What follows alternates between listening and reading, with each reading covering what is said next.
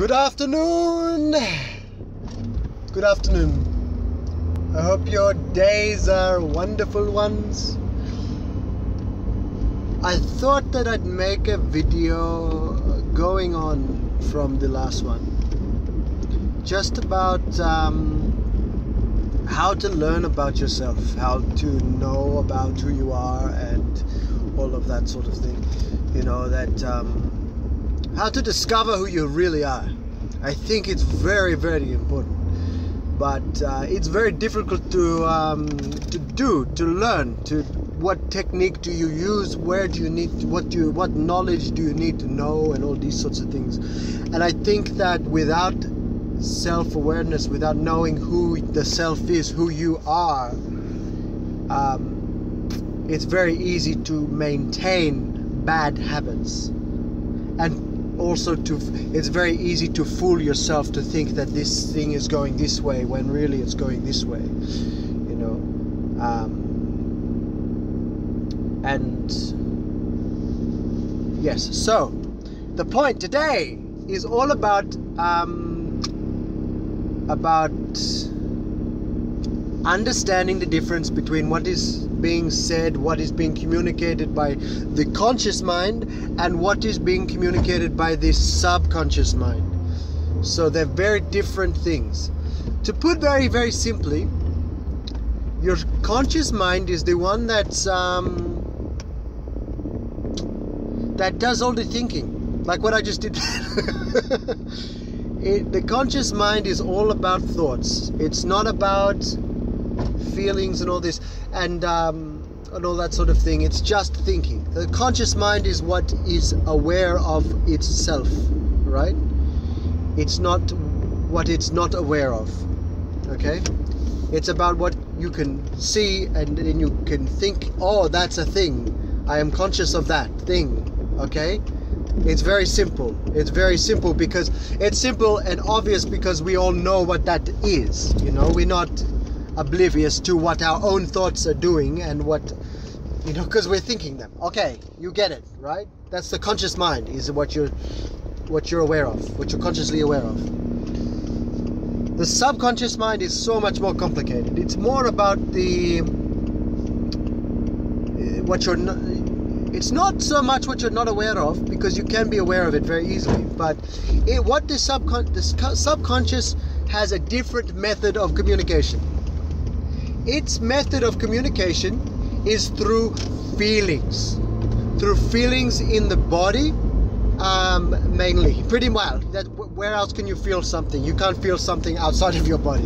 So your feelings inside of the body. Now, it's not just feelings such as tension when you're stressed, or openness when you are with your friend or loved ones. When you feel comfortable, you feel more open. It's not just your heart rate increasing and things like this. It's not just it's all of these things, but also it is what you feel compelled to do without thought. Okay? Or maybe a thought will compel you to take action, but it's not a what do you say? Like, it's not it's a compulsion. Let me give you an example, right? That's versus an action that you make that you consciously do. So, for example, someone yells at you, you cannot help but to yell back, right? Someone beautiful hugs you, and you feel without thought, you hug them and you embrace them and you put your head on their shoulder or something, you know, instead of just like, oh shit, I don't like this. Or even that, feeling uncomfortable. That's subconscious. For some reason, your subconscious doesn't like what's going on, you know. So what else would there be? Also, a great one, you're at a party, and there could be someone that you get a weird vibe from, and you talk to them sometimes, but you actually feel like moving somewhere else, to somewhere where you feel more comfortable. You don't think, you may not, sometimes you think it, but sometimes you don't think it, you just move, and then you realize, if you look back at the time, you notice that you subconsciously hang out with people that make you feel good, right? And away from the people that make you not feel good, right? It seems very obvious, obviously that's what you would do, that's obvious behavior, that's normal psychology, but that's why the thing is that you're not, you get the feeling to move, right? That's the point of that's the point I'm trying to make. So another really good example is football.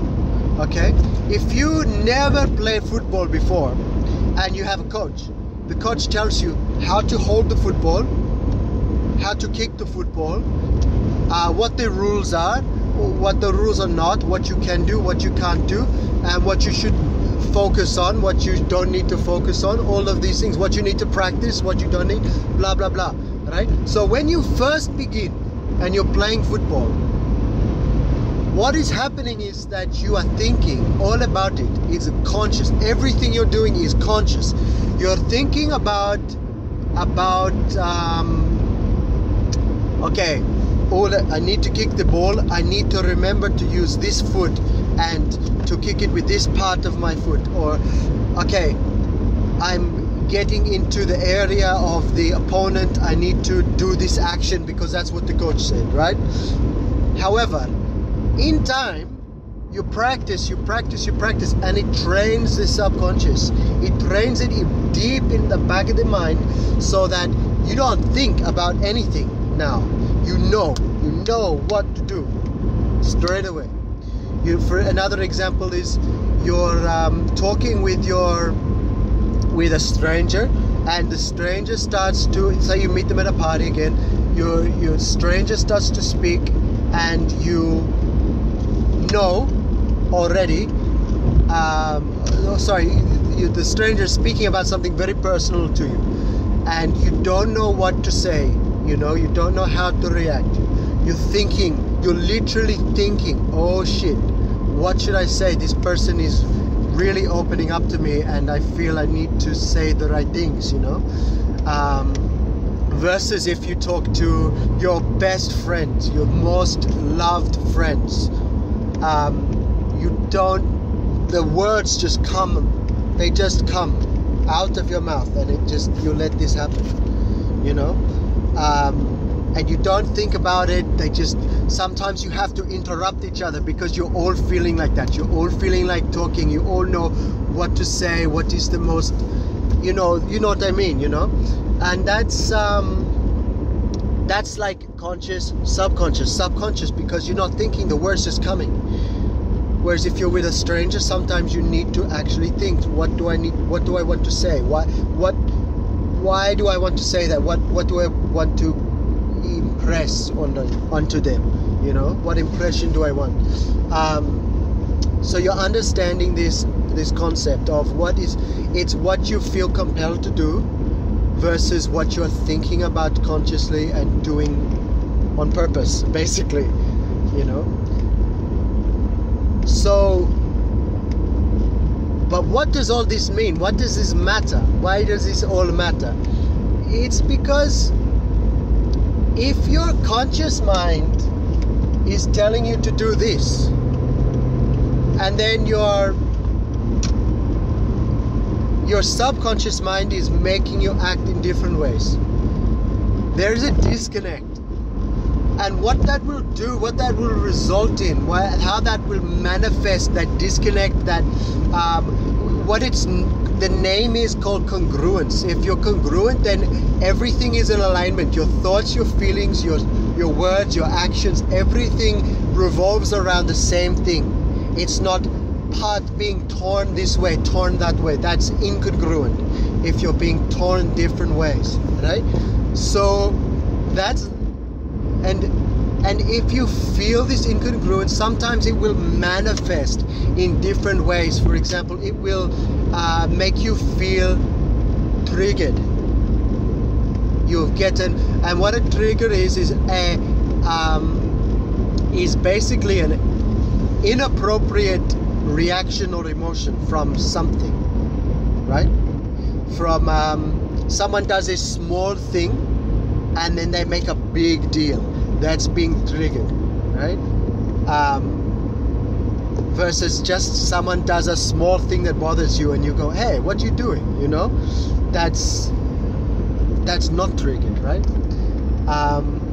Or maybe you get something else, you know, you feel confused, you feel anxious, you feel emotions that don't belong because there's one part of you is torn this way, one is torn that way, and you're in the middle trying to make sense of it all. Okay, so that's why it's important to know all about it. Whoa, look, there's so many kangaroos over there. That's weird. Never seen that in Mornington before. Down Main Street. Now I'm on the freeway.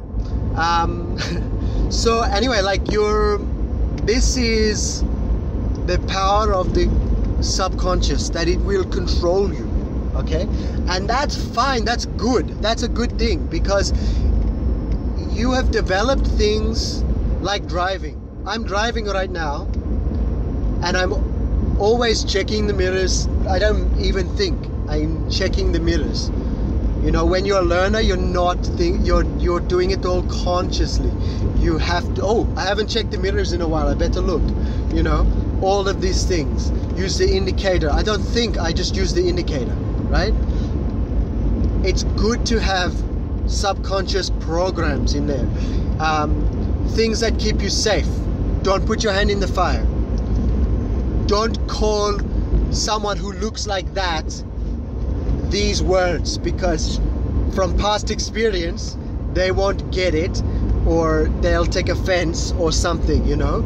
This is, unfortunately, you're stereotyping. Sometimes it's good, sometimes it's not good, because, you know, sometimes with your friends, you stereotype your friends as people who you can joke with and you can muck around with, and you can say things that you couldn't say to a stranger, you know. You can stereotype a stranger as someone who you don't talk about those things with. Or you meet a girl on a date for the first time. Don't joke with her the same way you joke with your friends. Maybe she'll take it the wrong way and it will be very uncomfortable for you. Okay, so it's good that you have subconscious programs, but when they're out of control or they make your life more difficult, you need to think about this. So what is the technique? This is all nice to know, Chris, but what is the actual technique to help with incongruence within your own mind? Okay, what I would say is that you need to really, oh, well, I got one more example. I know, I'll use that afterwards. You need to really focus in on your behavior, what you're doing, what you're really doing, not what you think you're doing. Because sometimes we all know that ourselves, or sometimes our friends or someone will say one thing and do another. They will say that they do this, but you know they do the opposite all the time, and they don't even realize it, right? They don't realize what they're doing, right? And when you tell them, right? When you tell them this, what happens? They get offended, because there is that you're bringing to their attention the disconnect between the conscious mind and the subconscious mind. Maybe not obvious, maybe that's not what they never will be thinking that, but that's what's happening, and they feel that you are attacking their identity, their personality, their something, because you're saying that they are incongruent, because they know that everyone knows that to be incongruent is not okay. It's not good, or it's not that it's not okay, it's not a good thing, it's not a good way to live your life, right? It's not good. Or now it's going to South African accent. It started something completely different and now it's going that way. Anyway, yes, so I got distracted by that. Yes, so that you need to start really paying attention to your behaviors, okay, and really looking at what you are doing. And if there's a particular area in your life, you know, that is not the way you like it, you can ask about it. Ask your friends, and make sure you ask your closest friends that see you often, so they really know what you're about, what you're doing. Now, ask them, what behaviors do I do in these situations? Okay, and when they tell you, try to think in terms of, imagine if this was happening to, if I'm watching someone with this behavior. What does that mean? I mean, if you say that you hate your ex and you don't like talking to them, and you don't like talking about them, you don't like hearing about them, and you don't give a crap about whatever is happening to them in their life, you don't care, and you do this every time you catch up with your friends, guess what, my friend? You care about some part of them. Because if you really didn't care, you wouldn't go on and on and on and on about it. You know, if you watched if you met someone, a stranger in the street, and you said hello and they said hello, a week later you might forget, you know, because it doesn't matter. It doesn't matter to you. It doesn't matter at all. You know, you might, I might tell you about a really boring golf game that nothing good happened, nothing interesting happened, no one got angry, everyone was well behaved and all this sort of thing. Guess what? A week or two later, you're not going to remember. You're not going to remember that one. Okay? Because you do not care about that thing. You don't care about the thing. Okay? This is not good or bad, this is just behavior. Okay? But if you're doing the same behavior, it's because it's on your subconscious mind. It's deep in this, right? It's deep, where you can't see it. Okay? And sometimes, for example, like the ex, you talk about them all the time, but the thing is, it's subconscious, right? It's autopilot. You're not consciously deciding, I'm going to tell my friends all this because I want them to know everything about the thing. Okay? What you're really doing, I've got to go hard into this accent. Hard into this accent. Or I keep sliding around. Oh, look at that. Anyway, focus. Focus. You keep talking about them, so clearly you're interested in whatever that thing is. Okay? That's the point. So what do? You ask your friends. You look at yourself. And whenever you look at yourself, you always look from a third person. Like, this is a stranger doing this behavior. What does that mean? Okay? And once you're aware of it, then you can make a change. You can try to find a way to align yourself with it. I've got two examples. One is, imagine if there was someone who tells you that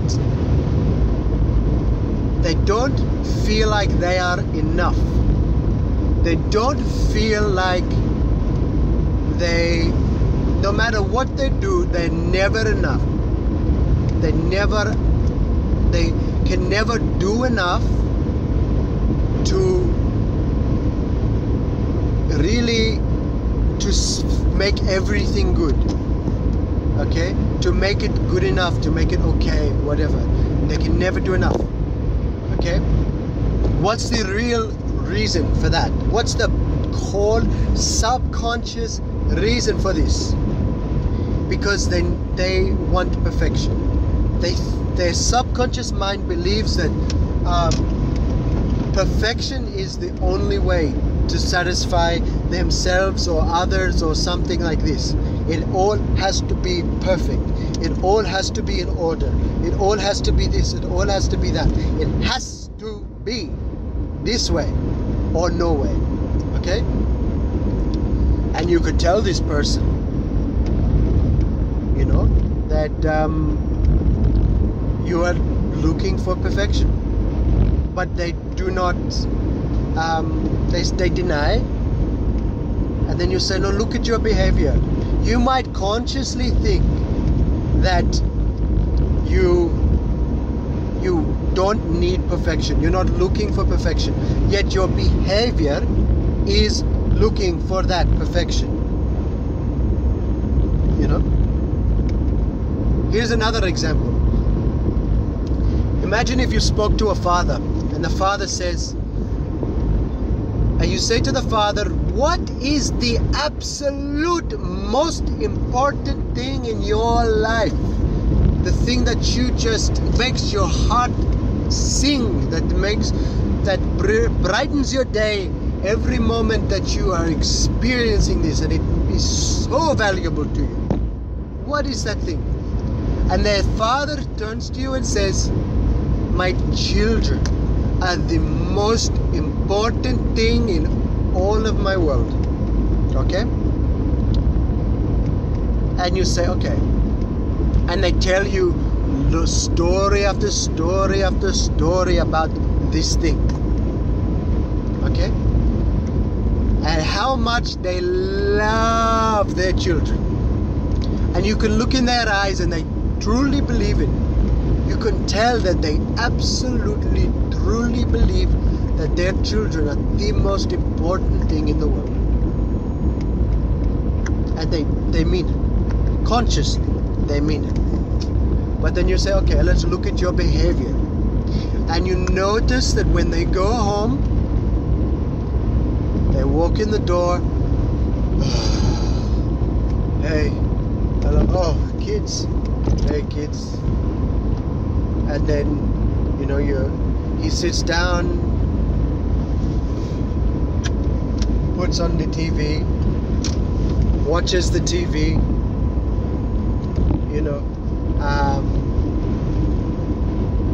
and has a beer, and his kids come up and in his head he's like, just, can you leave me alone? Can you please leave me alone? Please, for a little bit, I just need to relax. Let me relax, children. Please let me relax. And the kids run up and he's like, just stop. Calm down, stop, and just give me a moment. I'll be with you later. What does that mean? What does that behavior mean? What it means to me is that he values relaxation, which is TV plus couch plus beer equals relaxation, winding down, all of those words, right? That's what it means. And that relaxation is more valuable, more important than spending time with his children, to sit with them, to play with them, all of these things, or to finding ways in which to spend time with the children. This is a low priority compared to relaxation. And listen, this is the thing as well. This is where the subconscious will trick you, will trick your conscious mind. The reality is, he has worked all day to make money for his family. He deals with shit all day. He is physically exhausted and he's mentally tired from all of work, right? And this is the excuse. He tells you, if you call him on this, he will tell you this excuse, and it's valid, it is true, right? It is completely true. It's not, you can't find fault in that, right? But if spending time with his children was really that important, he would think about, use his conscious mind to think about ways to improve, to spend more time doing what he values most. Small thing might be spend the first 5-10 minutes with the children. How's your day? What's this? What's that? Tell me. And then after that, okay, daddy's gonna watch some TV. You can watch TV with me, or you can go play, you know. And after dinner, we're gonna play together, and we're gonna spend that 20 minutes and we'll play. You know, that's one small thing. Another one, more extreme, might be maybe he has to make time for himself, going to the gym, and looking at his nutrition.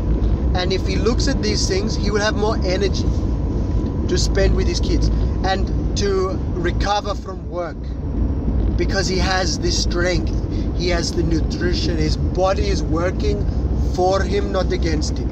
But if he just eats Big Mac and no gym, no exercise, nothing, then he's not going to be fit, and he's not going to recover so quickly, right?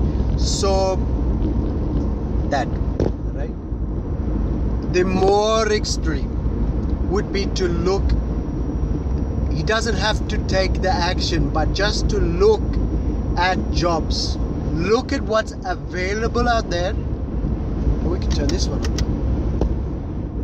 Look at what's available out there, and just keep an eye out for, maybe there's a job, maybe there's something better, maybe there's something that will pay the same or more, but with less stress, less hours, less this, less that.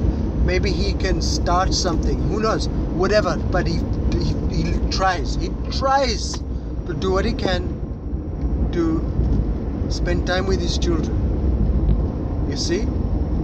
And if he's really passionate about it, and he wants to take it to the maximum extreme because he really cares about his children, maybe he'll do all of those 3 things, and maybe he'll think of more things.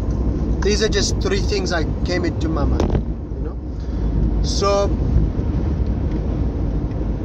another example, imagine if you've gone through some trauma. Wow, the sky is beautiful, so beautiful. It's pink and orange and yellow and blue, and it's beautiful. Anyway, imagine if you've had some trauma. I'm going to use a very sensitive, extreme example of this trauma, of this particular trauma. Imagine if you're a woman and you have been badly sexually assaulted. And it hasn't just happened once, it's happened multiple times for whatever reason. Okay? Imagine then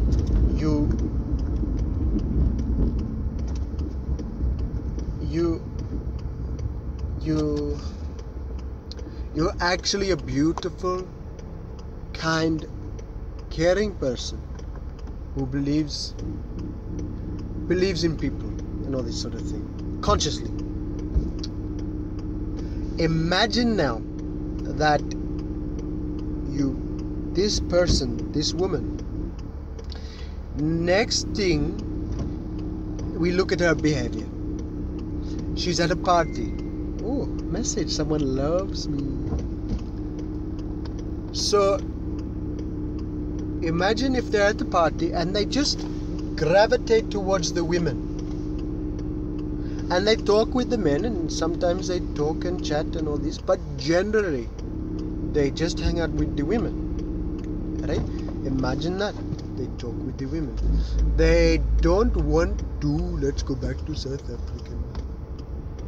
They don't feel as comfortable around men as women. And there is obviously very, very, very, very valid reason for that. Okay? But sometimes you will tell a woman, you'll point it out that they don't feel comfortable around men as much as the women. And you say maybe that's because of your trauma. And they will get so angry. Right? They'll get quite mad. But acknowledging that will give them space to find a solution. Without that, without noticing this behavior, they can't even adjust it as it happens. They can just subconsciously just gravitate towards the women and away from the men, and maybe make a story up behind why. They just talk about these things, and I don't like their talk. I like the talk. I like what the women say. I like the way they interact with me. They really respect me more than the men. And maybe that's true, but maybe it's a subconscious process. Does that make sense? Maybe that's that. And if they look at it, maybe they can go, oh, maybe I'm going to start to look at the men and judge the men and read them and really try to read their personality to see, are they here to be rude? Are they here to be malicious? Are they going to take advantage of me? If so, then you can be protecting yourself, but you can learn that not all men want that one thing. Maybe they just like to talk to you. Maybe they think you're cool. Who knows? I don't know. This is just a example as well. It's not a. It's just the thing about these examples, all of these examples that I've given you, so many examples. Every single one of them can be twisted and changed and seen in a different light. Okay? Every one of them. But try to see them from what I'm trying to say, not from what it could be. What other way you can twist this. That's a subconscious thing. If you get triggered by that, by these things that I say to you, it's because your subconscious is looking for the negative thing to fight about. That's another example. So the technique, just become aware.